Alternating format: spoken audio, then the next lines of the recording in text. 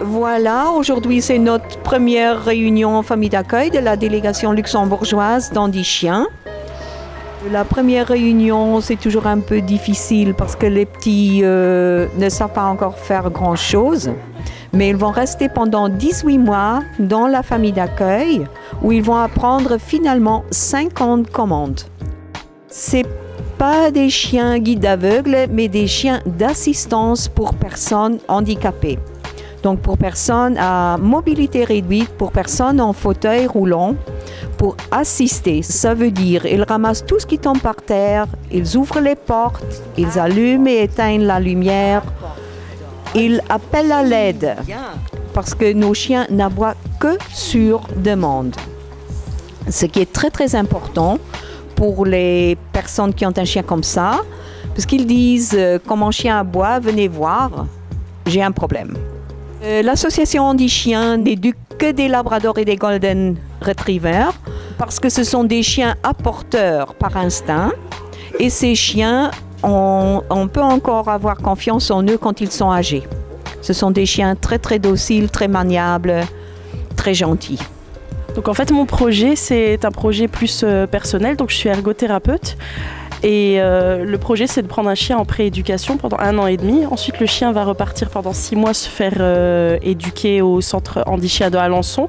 Puis il va revenir avec moi pour travailler en maison de retraite, donc avec les personnes âgées. Il apportera plus au niveau social, au niveau du toucher. On a déjà fait l'expérience avec des chiens dans notre maison de retraite. Donc je trouvais que c'était intéressant de réitérer l'expérience et de s'en servir vraiment comme chien de rééducation. Au niveau des personnes démentes aussi, le chien est un très bon vecteur de communication. Les personnes vont plus facilement venir vers le chien et après pouvoir communiquer avec nous. Donc c'est vraiment un projet d'institution. Donc le chien vient tous les jours avec moi au travail. Donc il travaille 8 heures par jour avec moi. Il a vraiment sa salle. Donc mes collègues sont partie prenante également. Mes chefs, tout le monde est OK sur le projet. Il va. Allez, assis. Oui. Donc c'est la première fois que je suis famille d'accueil, donc j'ai déjà un chien à la maison qui est personnel, donc là on est famille d'accueil pour 18 mois et à l'inverse de ma collègue en fait Féline elle va aller à l'école puisque je suis institutrice, donc en fait on a monté un projet de classe et donc le chien vient à l'école avec moi. Donc c'est pas pour aider les enfants mais il y a un but pour le chien puisqu'au niveau éducation, au niveau sensibilisation et tout ça, le chien est soumis à plein de choses différentes, plein de stimuli différents tout au long de l'année. Tu la retiens, oui.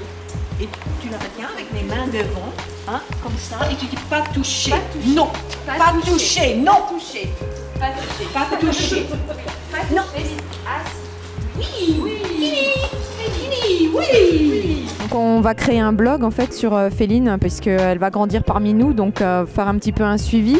Comme ça la personne qui va recevoir Féline après pourra aller voir le blog et découvrir toute l'enfance en fait de Féline à travers l'école. On va la mesurer, on va voir ce qu'elle mange, on va voir un petit peu tout le côté un petit peu sciences naturelles, ce qu'est un chien, comment on le respecte, ce qu'on doit faire avec un chien, ce qu'on doit pas faire, le respect de l'autre.